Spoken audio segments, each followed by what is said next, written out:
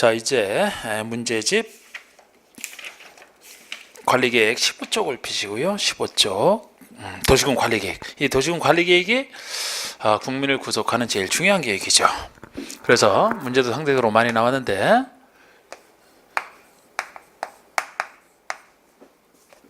도시군 관리계획은 도시군을 잘 관리하기 위한 계획으로서 용어가 이제 약간 다릅니다. 앞에 두 개 있고요. 그래서 여기서는 입안을 하고 하나의 안을 만드는 게 입안이고요. 결정을 한다. 그래서 입안과 결정이라는 용어 쓰지만 이 용어 차이도 그렇게 물어보는 건 아니고, 입안보다 결정이 이제 좀 더 중심이 가 있는 이런 용어 선택이죠. 입안하기 전에 기초조사를 합니다. 기초조사를 하고요. 그 다음에 주민의 의견을 듣고 지방의회의 의견을 들어서 입안을 합니다. 그럼 결정권자에게 새로 보는 결정권자가 결정하기 전에 협의할 거 협의하고 심의받을 거 심의받아서 결정을 합니다. 그리고 결정한 사람이 고시를 하고 열람은 특권지원서에 맡기는 이런 구조로 되어 있는데, 일단 그 입안권자 자체는 도시군에 대해서 수립하니까 역시 도시군을 책임지는 특별시장, 광역시장, 자치시, 자치도, 시장 군수가 입안하는 게 원칙이 되겠습니다. 근데 예외적으로 도지사나 국토교통부 장관이 입안할 수 있는 경우가 있고요. 결정권자라면은 시도지사, 대도시, 시장이 주로 결정을 합니다. 이게 원칙적 결정권자인데, 예외적으로 이 사람들도 못한 보통 이제 시장 은수가 결정권을 행사하는 아주 작은 일이 있고, 큰 일이라면은 장관, 국토교통 장관이나 해양수산부 장관이 하는 요 경우까지 있어서 이런 예외가 존재하는데, 이 원칙만 놓고 보면 사실 이 행정청이 그렇게 뭐 중요하진 않아요. 그런데 원칙만 놓고 보면 이 구조는 아까 기본계획에서 그 구조랑 비슷합니다. 특별시, 광역시, 자치도에서는 결국 이 사람이 다 혼자 한다는 게 같은 구조죠.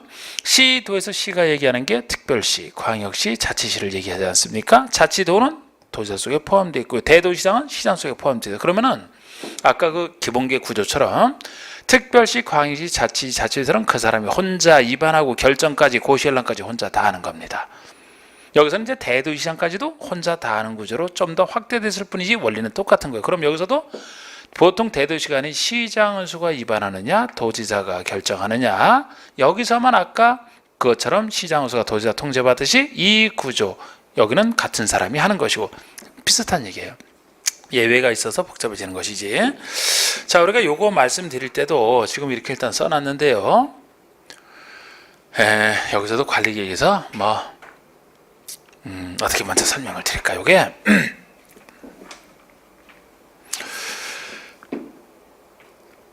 제일 중요한 것 위주로 먼저 말씀을 드린다면은, 우리 입안권자에게 주민이 제안할 수 있는 주민 제안제도, 이것이 관리에선 제일 많이 나온 주민 제안제도를 제일 많이 나온 것으로 이게 제일 중요합니다. 이건 아주 정확하게 해두셔야 돼. 입안권자에 제안할 수 있는 거, 제안 사항인지 아닌지부터 구별하셔야 되죠. 우리 주민 제안 사항은 기지, 산, 행, 이렇게 네 가지가 존재합니다. 기지가 되는 산, 그 산으로 간다. 기지, 산, 행. 여기 이제 기반시설의 설치 정비 위반 기. 지가 지구단위계획구역의 지정 지구단위계획구역과 지구단위계획, 그리고 산은 산업유통개발지능지구를 얘기하죠. 산업유통개발지구. 요것은 최근에 아까 제가 지구단위에 관련된 곳에는 기존의 용도지구를 폐지하고 행위제한을, 그 지구에서 행위제한을 지구단위로 대체하는, 행위제한을 대체한다. 지구단위로 대체한다. 그래서 그냥 행위라고 써놓은 겁니다. 근데 요거는 이제 지구단위 계획과 요거 가는 곳은 요거 항상 따라다니고 있죠. 새로 신설된 거예요. 이게 별로 의미 없는 게 신설된 거예요. 그런데 이렇게 기지산행 이렇게 보시면 되는데, 요거 할 때도 이제는 그 사유지 기준으로, 사유면적 기준으로 일정 동의를 얻어야 제한할 수가 있어요. 특히 이건 새로 의미 없다 그랬잖아. 요 세 가지에 있어서 이제 그 면적 요건이 요 543이죠. 우리 기반설에 대한 것은 면적 기준으로 사유지 면적 5분의 4 이상 동의를 받아야 주민 제한할 수가 있고, 지산 요 두 군데에 대해서는 면적 3분의 2 이상에 해당하는 소유자 동의를 받아야 됩니다. 그래서 순서대로 543인데 5분의 4, 3분의 2인데 기가 5분의 4, 나머지 지산이 3분의 2. 처음 나눈 기가 5, 4, 나머지 3분의 2, 5, 4, 3이. 또 산업유통개발진흥지구를 제한할 때는 요것은 별도의 특유한 요건, 요 산업유통이 어느 지역에 있을 때만 제한할 수 있느냐? 자생계 중에 하나여야 된다. 자생계 중에 하나여야 된다. 그냥 이건 자생을 위한 개모임, 개모임 이름으로 자생을 위한 개모임. 나중에 산업유통개발진흥지구가 제한이 돼서 받아들여지게 되면 이제 개발이 될 테니까 우리도 자생할 수 있다. 자생계 이렇게 보시고, 여기서 자가 얘기하는 게 자연녹지죠. 지역 중에 생산관리, 계획관리를 얘기합니다.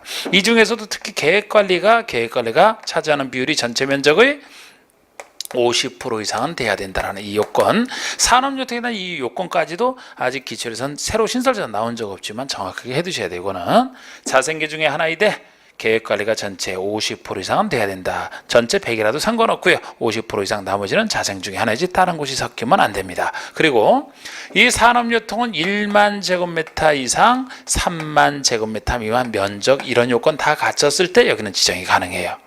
그리고 이렇게 제한 내용인지 아닌지를 구별해진 상태에서 제한을 했을 때 입안권자는 제한한 자에게 반영 여부를 45일 내에 통보하게 돼 있어요. 보통 주민의 의견 성취도 60일 내에 통보하는 건데 우리 주민에 관련된 대부분 60일인데 45일 내에 통보하는 게 아주 주민 제한에서 특이한 유일한 얘기입니다. 45일짜리는 이게 유일하죠. 45일 내에 통보하되 1년 안에 30일 연장할 수 있고, 또 제한된 내용을 받아들일 때는 입안 결정을 하게 돼 있죠. 계획 비용, 이 입안 결정에 들어가는 비용의 전분의 일부를 제한직에 부담시킬 수 있다. 시켜야 된다가 아니고 시켜야 된다면 누가 제한하게 되냐? 주민 제한은 정확하게. 자, 우리 두 번째 중요한 얘기로 순서대로 하면은 결정 고시됐을 때 효력 발생 시기가 있어요. 국민을 구속하는 것이라 언제부터 효력 발생하느냐, 이걸 정하고 있는데 요게 지형도면을 고시한 날이 되겠습니다. 지형도면을 고시한 날. 그리고 기득권자 보호 얘기도 있어요.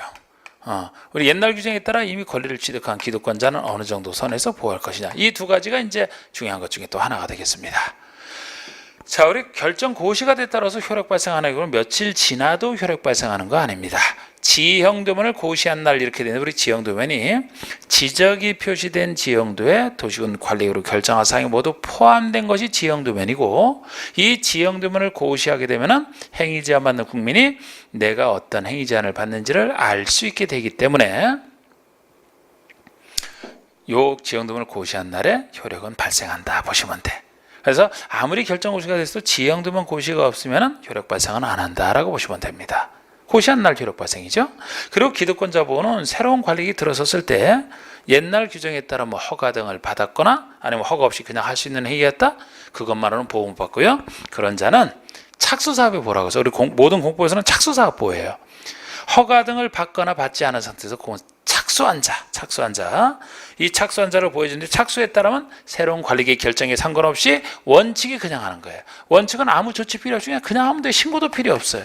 그러나 예외적으로 관리기획 내용 중에서 시가와 조정구역과 수산자원 보호구역 시가와 조정구역과 수산자원 보호구역 지정하는 관리기 들어섰을 때만 3월 내 신고가 되겠습니다. 이것도 허가는 필요 없죠. 3월 내 신고.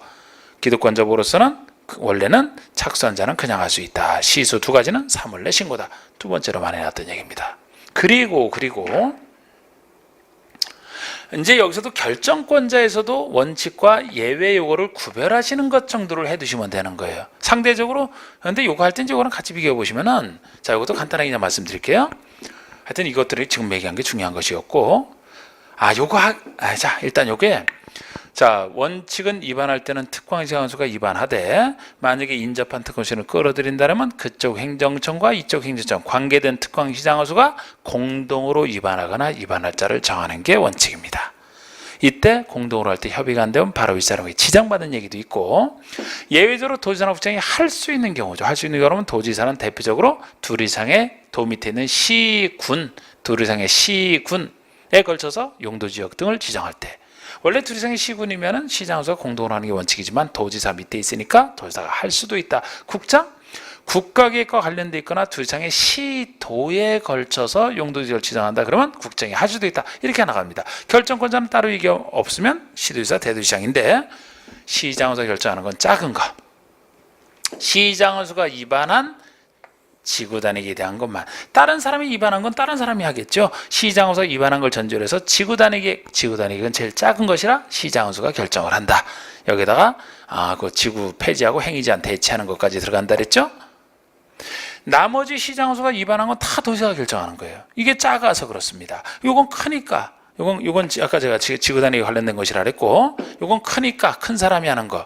우리 장관이 하는 경우는 국장이 위반을 했다, 국장이 결정하는 건 너무 당연하고, 구역 중에서는 넓은 거, 큰 거. 개도시 수립 중에서 개발제한구역이 제일 넓죠. 개발제한구역은 넓으니까 국장이 한다. 또 개도시 수립 중에서 도시자연구역은 구역 중에서는 산지 하나 작습니다. 그래서 그건 도시자연구역은 시도지사 대도시장으로 간다는 걸 알 수가 있는데, 개도시 시라면은 시가와 조정구역은 넓은 것도 아니고 뭐 특수한 것도 아니에요. 그래서 시가와 조정구역은 보통 다른 얘기 없으면 시도지사가 지정한다라고 보시면 됩니다. 그런데 국장이 지정하는 경우는 반드시 국가계획과 연계한 이 말이 붙었을 때만, 국가계획과 연계하여 시가와조정구역 지정할 때 요 말이 들어갔을 때만 시가와조정구역은 국장이지, 요 말이 빠지면 시도지사, 이렇게 나눠봐야 되고요. 수산자원보호구역은 요거는 해양수산부 장관이 하는 거죠. 수산자원은 해양수산부에서 다르기 때문에 유일하게 해양수산부 장관이 하는 게 수산자원보호구역이 되겠습니다. 그리고 입지규제 최소구역이 입지에 대한 규제를 최소화한다. 엄청나게 개발시켜주는 곳이죠. 규제를 최소화하는 거 함부로 해서는 안 돼요. 부정이랑 연계될 가능성이 커서. 그래서 입지규제 최소구역은 국장이 합니다. 함부로 하지 말아라. 그래서 지금 요것 정도 구별하신다면 개발지역은 넓으니까 입지규제 최소구역은 함부로 개발을 허용해서는 안 된다는 점에서, 시가와조정구역은 넓지도 않고 그런 규제도 아니잖아. 국가과 연계해서 필요한 경우만 국장이다. 요거는 수산자원보호구역. 나머지는 시도지사 대도시장. 이게 이제 결정권 얘기고요. 또 그 다음에 할 게 지방의회 의견 청취 대상도 좀 해두시면 됩니다. 그럼 거의 끝난 거예요. 우리 앞에 광역이나 기본계획에서는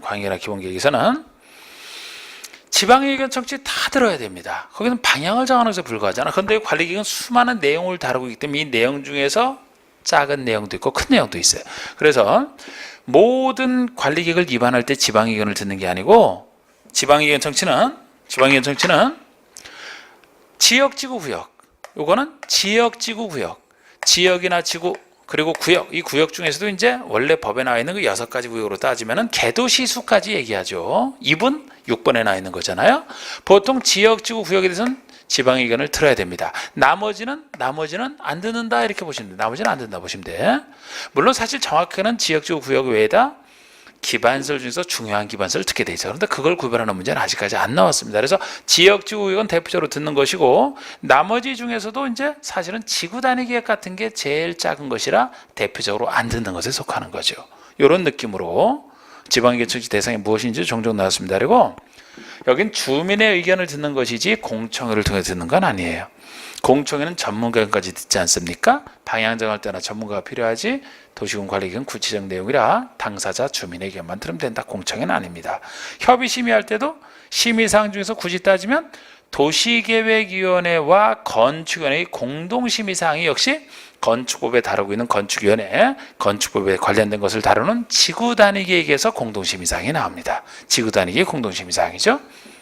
많이 한 겁니다. 지금 이게.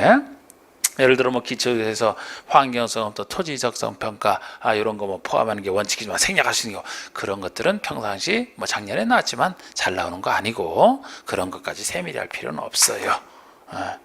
모든 기출문제가 중요하다고는 안 그랬습니다. 이 정도 선에서 해주시는. 그래서 자, 1번에 주민의 관리계획에 대한 위반 제한에 관한 설명이다. 틀린 거. 주민 제한. 주민은 기반시설 설치에 대해서 위반건적에 제한할 수 있다. 기재 산행 중에 하나죠. 주민은 도시적 변경에 대해서 위반건적에 제한할 수 없다. 없다니까 맞는 거야. 지역 변경은 기재 산행이 아니잖아. 없다니까 맞는 겁니다. 3번에 위반을 제한받은 자는 60일 내 제한적의 반영 여부 통보, 45일 내 통보죠. 틀렸습니다. 다음 부득이한 사유가 있으면 1회 안에 30일 연장은 맞고요. 4번에 위반을 제한받은 자는 제한자와 협의하여 제한된 관리계획 위반 결정에 필요한 비용의 전분의 일부를 제한적에 부담시킬 수 있다. 계획 비용을 부담시킬 수 있다. 맞고, 5번에 주민은 지구단위계획 수립에 관한 사항을 제한할 수 있다. 기지 산행 중에 하나죠. 그리고 해설에 잘 보시기를. 해설에 그 해설 중에서 주민 제한할 수 있는 사항 중에서 원래 기지산 1, 2, 3번 그건데 4번이 이제 해당 지구 행위자 함정이 새로 신설된 건데 별 내용은 아닌 겁니다. 이 4번이. 여기 이제 지구 단위에 주로 따라다니는. 그 다음에 2번 문제를 보시면 자, 관리계획 위반 제한에 대한 설명이다. 옳은 것은 했는데 자, 우리 제안서에는 도시군관리기초서와 계획설명서를 첨부할 필요가 없다. 주민 제한할 때는 관리계획도서와 계획설명서 이 도면을 첨부해야 돼요. 그래야 도면을 보고서 쉽게 알 수가 있잖아. 첨부하는 건 기본이고, 이번에 주민은 주거개발진흥지구 지정에 대해서 이반권자에게 제한할 수 있다. 지구 중에서는 산업유통개발진흥지구만이죠. 기지 산행 중에 하나 아닙니까? 그런데 주거개발이니까 제한할 수 없어요. 3번에 기반서 설치를 제한하려면 기반서는 제한할 수 있잖아. 저 제한하려면 면적 3분의 2 이상에 달하는 소유자 동의를 받아야 된다. 맞습니다.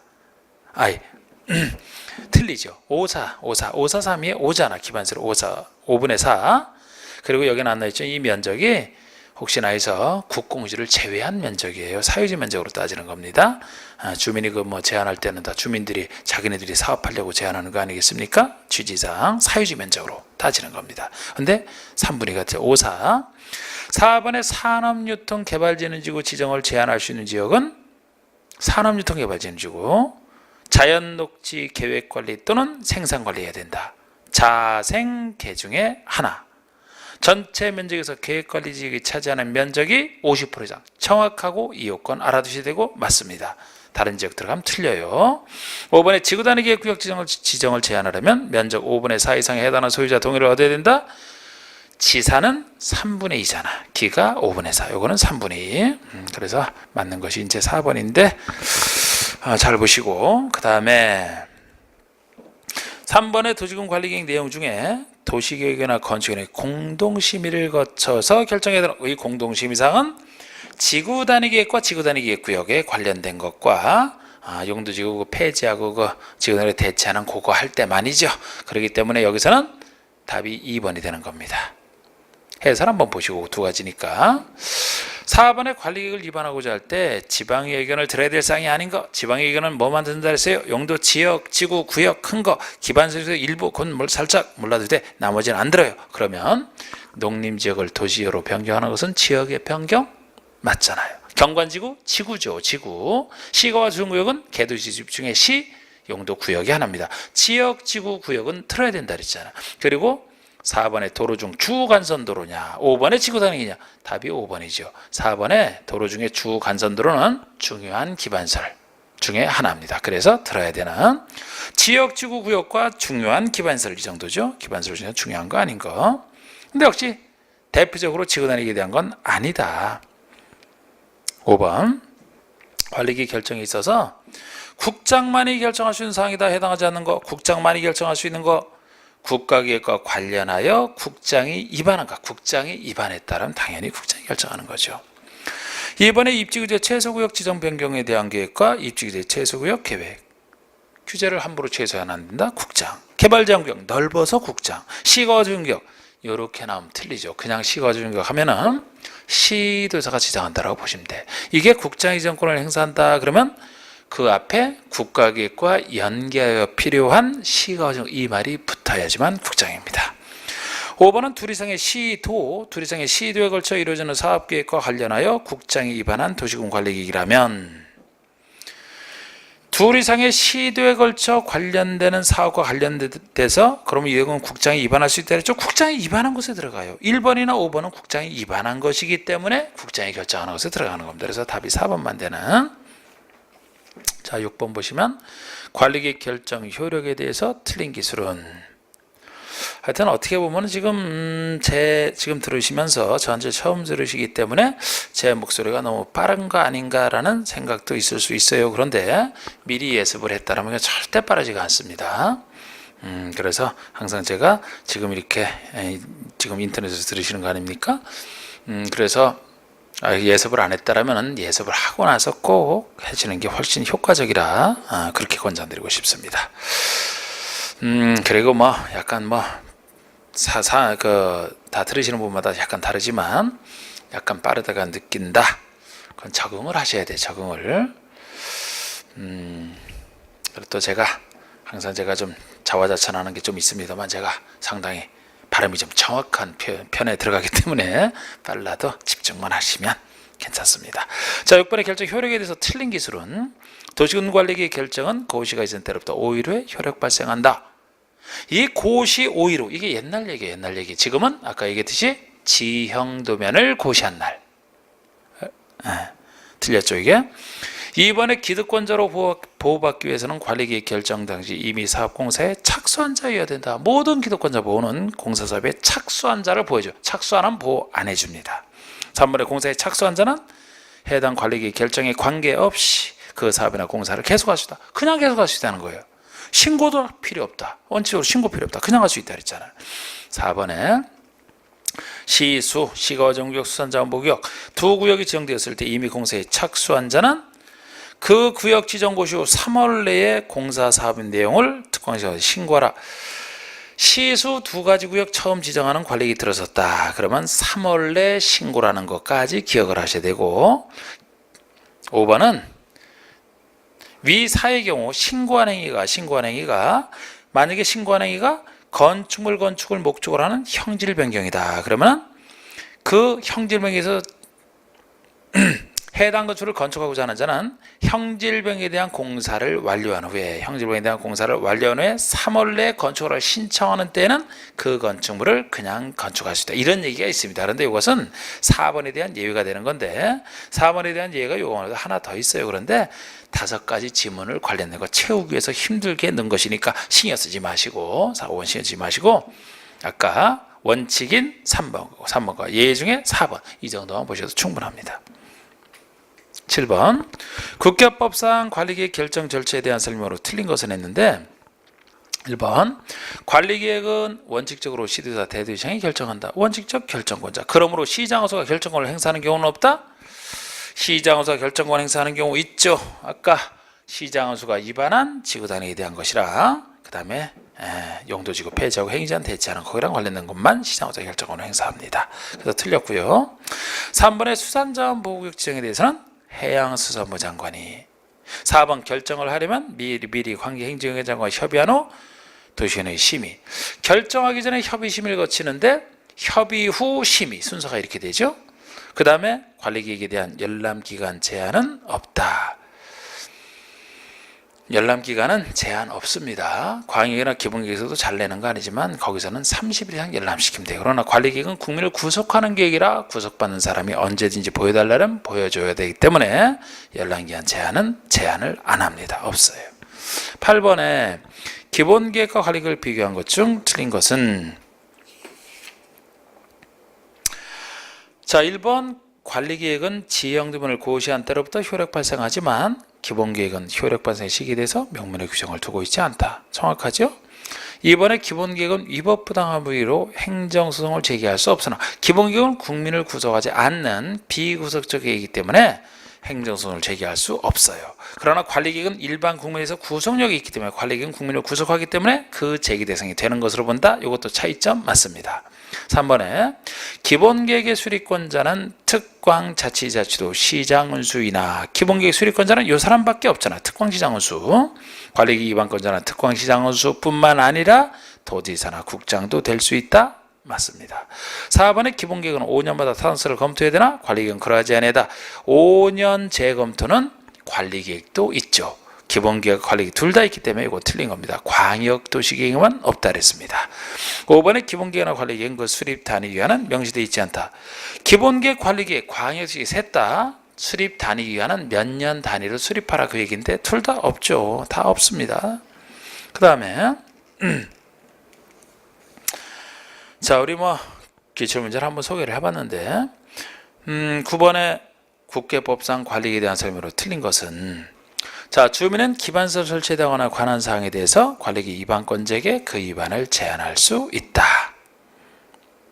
기반설에 대한 것은 제한사항에 들어가죠. 기지산행 중에 하나. 이번에 시가와 주종구역 지정에 대한 관리계획 결정이 있는 경우에는 결정도 다시 이미 허가를 받아 사업을 하고 있는 자, 사업을 하고 있다는 얘기는 착수는 했다는 얘기죠. 허가를 다시 받아야 된다. 허가를 다시 받아야 되는 거 아니죠. 3월 내 신고를 하면 되죠. 시가와 주종구역에 대한 결정이니까 시수 중에 하나죠. 3월 내 신고지. 허가를 다시 받아야 되는 거 아닙니다. 그래서 이게 틀렸고요. 국가계획과 관련되어 국장이 위반한 관리계획은 국장이 위반했으니까 국장이 결정한다. 4번에 공원, 녹지, 유원지 등 공간시설에 설치에 관한 계획은 관리계획에 속한다. 공간시설이면 기반설의 한 종류고 기반설은 관리계획 내용이니까 관리계획에 속하는 거 맞죠. 5번에 도시지역의 축소에 따른 용도지역 변경을 내용한 관리계획을 위반할 때는 주민의 의견 청취를 생략할 수 있다. 이 주민의 의견 청취는 기밀을 요하거나 경미한 사항일 때는 생략할 수가 있는데 지금 이건 경미한 사항 중에 하나를 그렇다고 해서 지금 이 출제 당시에도 정답은 중요한 걸 가지고 2번 갖고 물어봤습니다만 이 경미한 사항은 정답 아니잖아. 그렇다고 경미한 사항이 나온다 해도 미리 공부할 수는 없어요. 그 수많은 경미한 사항을 다른 거 할 거 많은데 어떻게 하겠습니까? 근데 이건 한번 나왔으니까 그냥 말씀드리면 정답과 상관없지만 도시지역 축소기 때문에 경미한 거예요. 만약에 도시지역이 비도시에서 도시지역으로 확대가 된다면 그만큼 큰 개발이 이루어지기 때문에 자연환경 파괴되고 그죠? 이건 큰일로 보는 겁니다. 항상 개발행위가 문제가 되는 거예요. 그래서 도시지역이 축소된다면 기존에 개발했던 땅이 축소가 되기 때문에 오히려 자연환경이 복원될 겁니다. 이건 가벼운 일이라는 겁니다. 자, 10번에 뭐 틀린 거 됐는데 그 1번에 관리계획 결정의 효력은 지형등본을 고시한 날의 다음 날. 이게 참고 26개 문제치고는 좀 치사하게 낸 거. 지형등본을 고시한 날 다음 날을 집어넣어서 틀리게 했어요. 아니 지형등본을 고시하면 고시한 날에 행위자 받는 국민이 어떤 행위자를 받는지를 지형등본을 보고 알 수 있는 상태에 이르렀기 때문에 바로 효력 발생하면 되지. 다음 날부터 왜 다음 날로 미루고 했습니까? 다음 날에 대해서 틀린 건데 좀 치사하죠, 그죠? 이것이 주로 국계법에서 다음 날이 들어가야 맞는 것은 실효규정이에요. 실효규정. 몇 년까지 무엇을 하라 안 했을 때 그 다음 날 실효된다. 이런 구조 아닙니까? 효력 발생은 지형등본을 고시한 날 효력 발생하는 다른 것들 중에 한번 읽어보시고 자 이제 이렇게 해서 관리계획 내용을 했고 그 다음에 용도 지역 파트가 나오는데 관리계획 내용 중에 이제 용도 지역 파트죠. 용도 지역 파트가 제일 공법 중에서 제일 중요한 파트 아닙니까? 용도 지역. 용도 지역은 이제 정체 공법 동안에 이건 계속 써먹으니까. 자, 용도 지역 뭐 분류는 여러분들 당연히 알고 계시는데 제가 하는 식으로 분류를 한 번 더 이제 해드리겠습니다. 그러면 제가 하는 식으로 분류를 딱 해놓으면 여기다 이제 나중에 건폐 용준율 할 때도 좀 편하게 할 수 있어서 다 알고 있는 한번 써보면은 항상 지역은 기본적인 분류 도가농자, 도시지역과 인과산업에 밀집되어 있는 도시지역과 관리지역과 농림지역과 자연환경 보전지역 이렇게 나눠지는 게 이제 보통의 4개 기본지역이죠. 도가농자, 인과산업이 밀집되어 있는 자연환경 보전지역은 여러 가지 반대, 자연환경 등 여러 가지 뭐 해안, 생태계, 문화재, 수산, 수자원 보전과 수산자원 보호선 다 보존할 것들 열거하고 있는 거. 농림지역은 농업과 임업을 위해서 농업진흥지역이나 보전, 산지 등에 대해서 농림업진흥을 위해서 관리지역은 나머지 세 지역에 준하는 게 관리. 그 다음에 관리지역이 다시 나눠지기를 주상공록, 주거지역, 상업지역, 공업지역, 녹지지역. 주상공록이 뭐 그대로 이 말이 녹아있지 않습니까? 그 다음에 관리지역은 세 지역에 준하는 것이라 보전관리, 생산관리, 계획관리, 보생계죠. 이것이 법의안 분류가 되겠습니다. 우리 국가법에서는 이 정도에서만 딱 나누고 있고 저는 항상 이해 편의를 위해서 이거를 설명할 때 우리 땅은 항상 주로 개발할 땅과 반대로 보존할 땅 크게 이렇게 둘로 나눠 놓으면 이해하는데 편해요. 우리가 도관농자에서 묻는다면 도관농자에서는 도시지역이 주로 개발할 땅이 도시지역이고요. 도시지역이 개발할 땅이고 비도시, 이거 도시지역 이걸 비도시, 도시지역 외라고 하잖아요. 이 비도시가 주로 이제 보존할 땅이 되는 겁니다. 그래서 도시와 비도시 나눠서 여기에만 적용되거나 여기에만 적용되는 것은 여기에 따른 분류가 되죠. 기본적으로 도시지 전체가 개발할 땅이지만 만약에 주상공도로 묻게 되면은 주상공이 대표적으로 개발이고 녹지는 비도시와 함께 보존할 땅이 들어가겠죠. 이렇게 그래서 주상국에만 적용되는 규정, 녹지와 비도시에만 적용되는 규정 이렇게 나눠지기도 하는 겁니다. 법률 규정 중에서. 자, 그렇게 느낌 잡아드렸고 우리 법 밑에 있는 게 대통령이 0인데 이 법의안 분류 중에 주상국은 대통령 0이 정하는 바에 따라 종류가 세분되는 것까지 정확히 해두셔야 돼요. 0에 의한 주거지역은 전일준, 전용, 일반, 준 이렇게 나눠집니다. 전용이 다시 1종, 2종 나눠지는 거 일반이 1, 2, 3종으로 나눠지죠. 상업지역이라면 중일근유죠. 중심상업, 일반상업, 근린상업, 근린상업, 유통상업. 중일근유, 글자 하면 중국과 일본의 싸우는 관계, 중국과 일본은 근본적으로 유감스러워하는 관계다. 중일근유. 그 다음에 공업지역이 전일준 역시 전용, 일반, 준, 전용, 일반, 준. 녹지가 포생자죠. 보전 녹지와 생산 녹지와 자연 녹지 이렇게 나눠지는 이 뜻이 우리 전홍주거는 주거환경이 이제 좋은 곳을 얘기하니까 이제 양호한 주거환경을 이게 좋을 양자 좋으로자 아닙니까? 이게 전홍주거 지정하는 모습이고 일반은 편리한 주거환경, 단순 편리한 주거환경이라 이제 일반 주거에 머물러 있는. 근데 전용이 1종, 2종 둘로 나눠지는 것은 1종에서 주거환경이 좋으니까 단독주택일수록 공동주택보다 눈치를 덜 보죠. 단독주택 중심으로 아니면 공동주택 중심으로 각각 양화를 연결하게 되면 1, 2종 전용주거가 되는. 일반이 편리한 주거환경을 위해서가 공통점인데 1, 2, 3종 나누는 것은 저층주택 중심이냐 중층주택 중심이냐 중고층주택 중심이냐에 따라서 각각 편리한을 연결하게 되면 1, 2, 3종 일반 주거가 되는. 그래서 무엇이 저층이냐 4층이 하지 않습니다. 저층이 4층까지 지어라 이런 제안을 해요. 중층은 층수 제한은 옛날에 18층 하다가 안 하고 있어요. 그냥 이것만 4층에 남아 있습니다. 그리고 준주거는 항상 주거지에 준한다는 얘기니까 다른 기능이 섞여 있는 게 준이에요. 주거지역을 주거기능을 중심으로 하되 상업업무기능의 보완이 필요한. 상업에서는 중1 근유하게 되면 이 말이 그대로 녹아있어요. 우리 중심상업은 도심, 부도심을 얘기하죠. 도심, 부도심의 상업업무기능 확충. 일반은 일반적인 상업업무기능 담당. 도심, 부도심이 아닌 것 일반이라고. 근린, 이것이 제일 작은 거죠. 근린 지역, 가까이 이웃하는 옆에 있는 땅에 단순한 상업기능 중에서도 일용품, 매일 쓰는 일용품이나 서비스 공급만 담당시키기 때문에 상업에서 제일 떨어지는 곳이 근린상업이 됩니다. 근린 나와 있죠. 유통은 상업기능 중에서 유통기능만 담당시키는 도시의 지역과 유통기능 증진, 유통이 되겠습니다. 우리 공업지역은 전일준이 되는데 역시 준이 다른 기능 보완이라면 전용과 일반만 구별하시면 공장 중에서 무서운 공장, 중화학, 공해성 공업을 전문적으로 수용해서 통제하는 게 전용공업이고요. 일반공업은 환경을 저해하지 아니하는 공업 배치. 환경을 저해하는 공업이 중화학 공해성 공업 전용에 들어가 있으니까 일반은 환경을 저해하지 아니하는. 그리고 주는 경공기타 공업을 수용하되 다른 기능, 주거 상업 업무 기능에 보완이 필요한. 그 다음에 녹지가 안 그래도 보존할 땅인데 보존이 붙어 있어요. 순수한 보존 얘기만 있습니다. 생산 녹지는 농업적 생산에서 개발을 못하게 유보한다.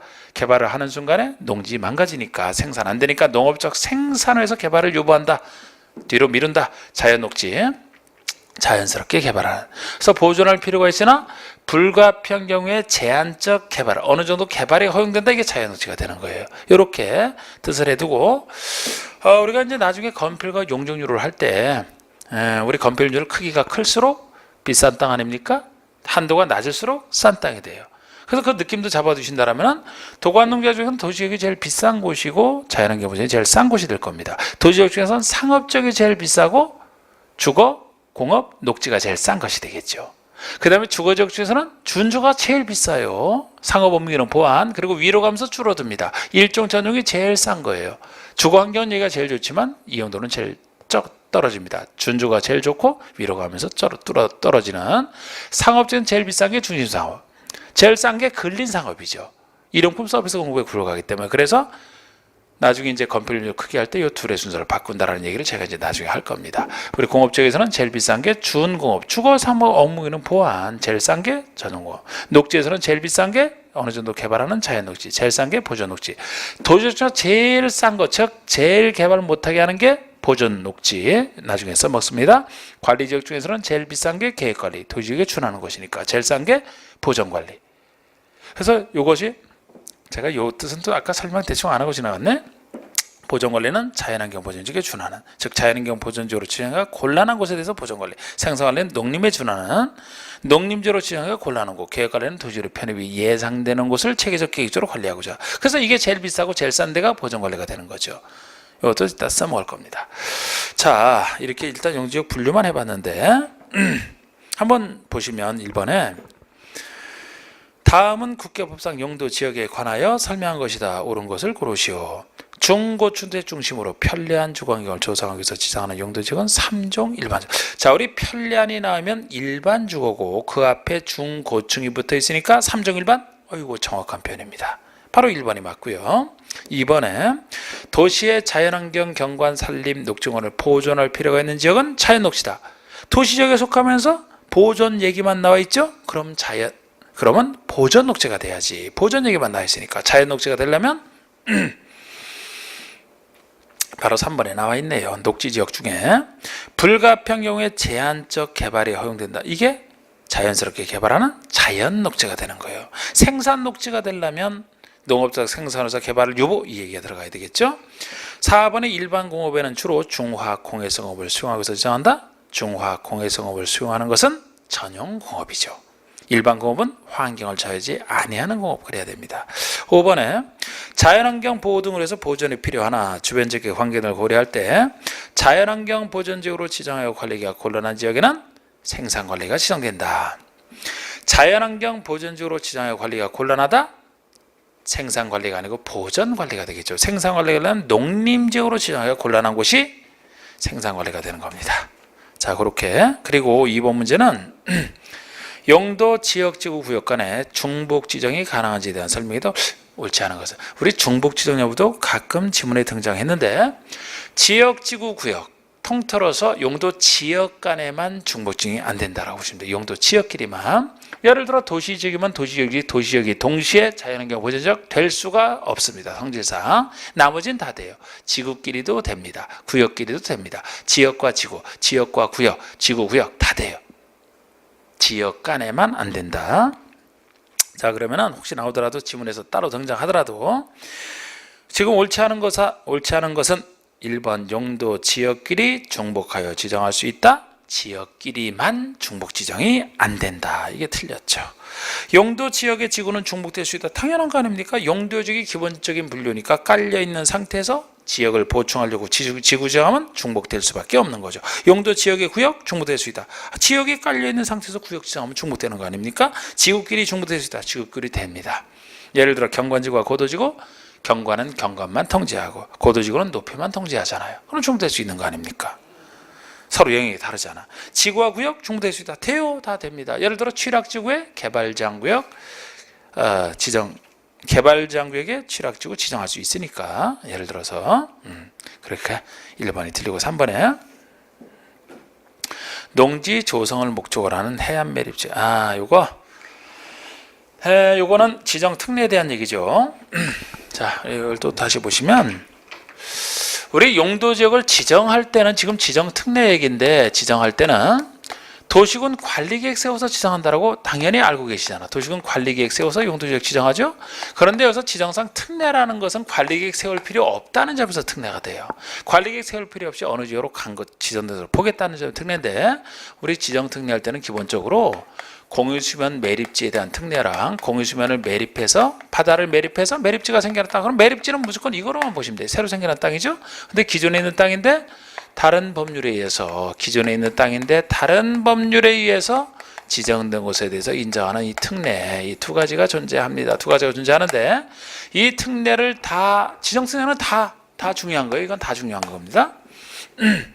요거 특례를 하기 전에 이제 기본적인 차이가, 둘의 차이가, 공유수면 매립지에는 특례가 인정되면은 일정한 지역으로 지정된 것으로 본다예요. 지정된 것으로 보니까 관리계획 세울 필요 없는데 지정하고 나서 알려주는 고시는 된 것으로 보지 않습니다. 그러니까 고시는 새로 해야 된다는 얘기가 돼요. 새로 해야 된다. 근데 타법률로 지정된 곳이 오면 이제 도시지역으로 의제되는 거 5가지, 농림지역으로 의제되는 거 하나, 농림지역 또는 자연환경 보존지역 둘 중에 하나로 의제되는 거 하나, 이렇게 3가지가 있는데 셋 다 이 지역으로, 이러한 지역으로 결정 고시까지 된 것으로 다 봅니다.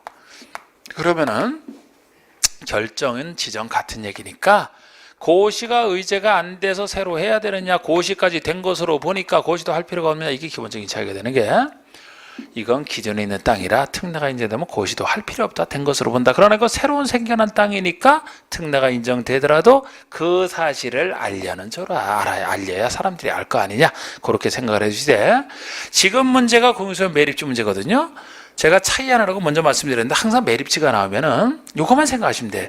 여기가 육지가 있고 우리 서해안 바다가 있을 때 요걸 만약에 매립해던 매립지가 생겨났다라면은, 이 매립지는 매립 허가를 받을 때 써냈던 매립 목적대로만 쓰게 돼 있어요. 매립 목적대로. 만약에 매립 목적이 대규모 농경지 조성이 목적이다라면은 원래대로라면 도시군 관리계획서, 사계지역 도관농자가 기본적인 용도지역 아닙니까? 그러니까 사계지역 하나로 지정을 해놔야 돼. 그러면 관리계획서에서 농용지니까 원래는 농림지역을 관리계획 세워서 결정을 해야 됩니다. 그런데 어느 때 특례가 인정되느냐? 항상 매립지가 생겨나면은 그 주변에 이웃하고 있는 용도지역이 있을 거예요, 그죠? 이웃하고 있는 용도지역이 있을 텐데, 이 매립 목적과 용도지역의 내용을 비교를 하셔야 돼. 비교를 하셔갖고 이 매립 목적이 용도지역의 내용과 같으냐 다르냐. 만약에 두 내용이 같으면 특례, 다르면 특례 인정 안 됩니다. 같다라는 얘기는 예를 들어 농림지역에 이웃하고 있다. 그러면은 안 그래도 농림지역 지정할 땅인데 농림지역에 이웃하고 있다. 두 내용이 같죠? 그러면 이 매립지는 목적이 똑같은 땅으로 전체가 둘러싸여 있으니까 잘 됐다. 관리계획 세울 필요 없이 이 땅은 이웃하고 있는 농림지역으로 지정된 것으로 본다. 그 사실을 고시하라. 이렇게 나가는 겁니다. 만약에 두 내용이 달라요. 도시지역이야. 그럼 두 내용은 다르잖아. 특례 인정 안 돼요. 만약에 둘 이상의 지역에 걸쳐 있거나 이웃하고 있다. 여기는 관리지역이에요. 여기 농림지역에 예를 들어서 여긴 농림이지만 여기가 아니잖아. 그럼 전체가 같을 수가 없죠. 둘 이상이 있다는 건 전체가 같을 수가 없어요. 그러면 특례 인정 안 되기 때문에 원칙으로 돌아가서 여기를 관리계획 결정해서 지정하는 수밖에 없습니다. 이 특례, 이게 공유소유 매립지 얘기예요. 일단 요거부터 보시면 3번에 농지 조성을 목적으로 하는 해안 매립지가, 자, 목적은 농지 조성이에요. 매립 목적이 농림지역과 자연환경 보전지역에 이웃하고 있대. 그러면 둘 이상의 지역에 이웃하고 있는 경우죠. 그러면 전체가 같을 수가 없지 않습니까? 다른 경우예요. 다른 경우니까 매립지에 대한 용지에 대한 바른 설명은 바로 주관식으로 하면은 도시군 관리계획 결정해서 농림지역 지정해야 되겠지. 예? 답은 5번이 되는 겁니다. 관리계획 결정으로 용도지역을, 여기라면 구체적으로 이제 농림지역을 지정해야 되겠죠. 그죠? 지정해야 된다. 만약에 이것이 농지조성 목적인데 농림지역에만 이웃하고 있다 그러면 그때는 농림지역으로 지정된 것으로 본다. 그 사실을 고시하라. 이렇게 나가는 겁니다. 답은 여기서는 5번이 되는 거예요. 다른 경우니까 특례가 인정 안 돼서. 자, 지금 4번 보세요. 4번 보시면은 국계법의 용도지역 지정 조사의 특례에 대한 설명으로 옳은 것은인데, 1번 공유수연 매립 목적이 인접지역의 용도지역의 내용과 같은 때는 같으니까 특례가 인정되겠죠. 그러면 매립의 준공인가로부터 인접한 용도지역으로 지정 고시된 것으로 본다. 그런데 이거는 잘 나가다가 고시가 들어가서 틀렸어요. 고시된 것으로 보지는 않잖아. 고시는 새로 해야 되잖아. 그것 때문에 틀렸고 좀 세밀하게 물은 거죠. 2번의 공유수연 매립 목적이 인접지역의 용도적 내용과 다르다면 특례가 인정 안 되니까 관리계획 결정 절차에 의해서 용도지역을 지정해야만 되겠죠. 그러니까 이게 맞네요. 그러면 특례 인정 안 되고 관리계획 결정해서 지정하라. 3번에 항만법 규정에 의한 항만구역으로서 관리지역에 연접된 공유수면은 도시적으로 결정고시선으로 본다. 지금 일단 정답은 2번에 나왔는데 3, 4, 5번을 설명드리려면은, 자, 여기 한번 보세요. 다시. 아까 제가 이제 타법률로 지정된 건 매립지 아니고 결정고시 된 것으로 본다라고 했는데, 여기서 도시지역으로 결정고시 된 것으로 보는 게 5가지가 있습니다. 5가지가 있는데 도시로 갈 수밖에 없는 거 이렇게 생각하시면 돼요. 그래서 요거를 대충 말씀드리면은 다 중요한 것들이라. 예를 들어서 바다가 있는데 이 바다인 공유수면에 항만법에서 항만을 설치하려고 이 공유수면을 항만구역으로 지정했다 칩시다. 어촌어항법에서 어항구역으로 지정됐다라고 칩시다. 둘 다 마찬가지 원리니까. 그럼 여기는 장차 항만이나 어항을 설치해야 되기 때문에 엄청난 개발을 해야 되고, 그러면 원래는 관리계 결정해서 여기를 도시구역으로 지정해야 이렇게 개발이 되거든요. 그런데 지금 항만구역이나 어항구역이 어느 육지에 연이어 접하고 있느냐? 만약에 도시지역에 연접하고 있다라면은 안 그래도 도시지역 지정해야 되는데 똑같은 도시지역에 접하고 있으니까, 연이어 접하고 있으니까 잘 됐다. 관리계 결정할 필요 없이 있다. 이 공유수면은 도시구역으로 결정구역 생각으로 본다. 이렇게 하는 겁니다. 그러니까 도시지역에 연접한 걸 전제로 하는 거예요. 만약에 어항구역인데 농림지역에 연접하고 있다. 그러면 특례 인정 안 돼요. 도시에 연접하고 있어야 되기 때문에 여기는 관리계획 세워서 지정하는 수밖에 없습니다. 이게 두 가지예요. 또 하나는 산업 입지 및 개발하는 법률에서는 산업단지라는 개념을 다루고 있는데, 이 산업단지라는 개념 속에는 국가 차원의 국가산업단지와 일반 산업단지와 도시첨단, 도시계 첨단 산업단지와 농공단지 넷을 다루고 있습니다. 그런데 농공단지만 농촌 지역의 공장 몇 개에 불과한 농업 유효노동력을 흡수하려고 하는 것이 때문에 요거 빼고 나머지가 도시로 의제된다고 보시면 돼. 나머지는 공장이 쭉 들어설 땅이니까 공장이 들어서는 공업지역에 속하는 도시로 갈 수밖에 없는 땅이잖아요. 이건 도시로 의제를 해야 개발이 되니까. 근데 요거는 도시로 의제할 필요 없다. 그래서 산업단지 중에서 국가 일반 도시 첨단 산업단지만 도시로 간다. 이렇게 보시면 됩니다. 이게 세 번째 얘기고, 네 번째는 택지개발지구다. 그러면 택지개발을 해야 되니까 역시 주거지구에 속하는 도시로 갈 수밖에 없는 땅. 다섯 번째는 전원개발 사업구역과 예정구역이라고 해서 이 전원이 전기전자를 씁니다. 그러니까 전원개발 사업구역은 발전소를 설치하기 위한 땅으로 생각하시면 돼요. 그러니까 엄청난 개발 아닙니까? 도시로 갈 수밖에 없잖아. 그런데 우리 전원개발 사업구역에서는 주의해야 될 게 빠지는 게 있어요. 수력발전소를 설치한 전원개발 사업구역은 빠집니다. 우리 수력발전소는 산간벽지에 댐마가 하는 것이라 도시로 의지할 필요가 없다는 거예요. 송변전 설비만을 설치하는 것도 제입니다. 송전이나 변전 설비는 발전소에 비해서 훨씬 작은 거예요. 굳이 도시로 의지할 필요 없다. 이렇게 보시면 되고, 또 하나가, 그리고 이제 요 얘기인데, 요 얘기 이제 농림과, 자, 요것도 잘 보셔야 되는데, 어느 곳에서 물어봐도 이거는 뭐 괜찮아요. 우리 관리지역을 전제로 해서 관리지역에 있는 농지나 산림이 있다면 관리지역의 행위자는 그대로 받는 거 아닙니까? 그런데 어느 날 이 관리지역에 있는 농지에 대해서 농지법이라는 다른 법에서 농업진흥지역이 됐다라면은, 농업진흥지역이 지정이 됐다라면은, 이 농업진흥지역은 농림지역으로 갈 수밖에 없는 땅이라고 아까 배우셨잖아. 농림지역 개념에서. 이렇게 가야지만 농사 잘 지을 땅이 되니까. 자, 농업진흥지역인 농림지역으로 가야 될 땅이니까 이렇게 의지되는 건 뻔해요. 그래서 관리지역 요 전제를 바꿀 수가 있거든요. 바꿔왔었고, 자, 왜 그러냐 하면은 농림지역보다 행위제한이 조금이라도 풀어져 있는 게 관리지역인데, 이 관리지역 행위제한을 여기다 그대로 적용하게 되면은 농업지역이 망가진, 농사지을 땅이 망가지기 때문에 이렇게 보내서 보호하겠다는 얘기예요. 그런데 왜 다른 지역은 안 되느냐? 이게 애초에 농림지역이라면 농림지역으로 다시 보낼 필요가 없죠? 특례 인정 안 돼. 자연환경 보전지역이라면 농림지역보다 행위제한이 더 엄격한, 더 개발을 막는 곳이라 여기에 있는 요거를 농림지역으로 옮기지 않아도 농업지역은 훌륭히 남아 있습니다. 그러니까 이것도 농림지역으로 보낼 필요가 없어. 그대로 적용하면 되는 거예요. 그런데 관리지역이 아까 완화돼 있으면 문제된다 그랬잖아. 그럼 제일 완화된 도시지역이라면 훨씬 풀어주는 곳인데 왜 아니냐? 여기는 애초에 개발할 땅이라 농업진흥지역 지정을 아예 못해요. 못하니까 특례 인정할 필요가 없는 거예요. 우리 농지법에서는 농업진흥지역은 도시지역 중에 주상구역에는 아예 지정 못하죠. 개발할 땅이라 농사지으려면 안 되잖아. 그리고 녹지지역 중에서도 특별시 녹지지역은 지정 못합니다. 나머지 녹지와 비도시에 가는 거 아닙니까? 그러니까 도시지역은 기본적으로 지정을 못하니까 지정을 전제로 한 특례는 인정할 필요가 없어요. 그래서 관리지역만 전제로 해서 이렇게 간다는 얘기고, 이 마찬가지로 관리지역에 있는 산림을 전제로 해서 여기에 대해서 산지관리법상 보존산지가 지정이 됐다면, 보존산지는 농림에 들어갈 림에 들어간다고 했잖아요. 그러니까 이쪽으로 보내야 되는 취지가 똑같은데 이거는 또는 농림이 될 수도 있고 자연환경 보존지역 둘 중에 하나로 간다는 점에서 이것과 차이가 나는 게, 보존산지가 임업에 들어가는 건 보통 맞아요. 맞는데 이거는 임업이라는 것은 목재를 키워서 목재를 생산하는 게 목적이잖아요.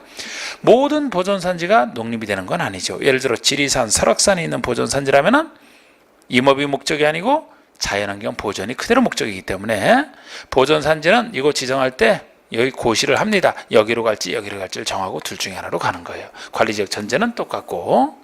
자, 이거 지정특례입니다. 그래서 지금 3번은 항만법 규정에 의한 항만구역으로서 관리지역이 연접된 공유지면은 토지로 결정구역으로 본다.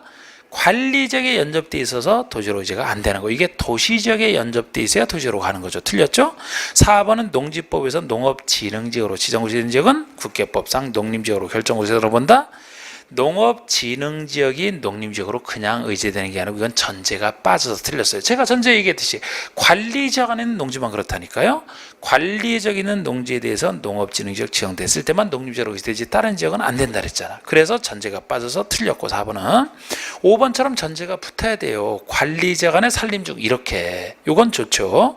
근데 관리지역 안에 산림 중에 산지관리법상 보전산지로 지정구역된 지역은 이 법에 의한 농림지역으로 결정. 그런데 뒤가 틀렸네요. 보전산지는 농림지역 또는 자연환경 보전지역 둘 중에 하나로 의제되는 거잖아. 그래서 정답은 2번만 되는 것이고 4번은 이제 종합적인 문제가 되겠습니다. 자, 조금 쉬었다가 다시 진행하겠습니다.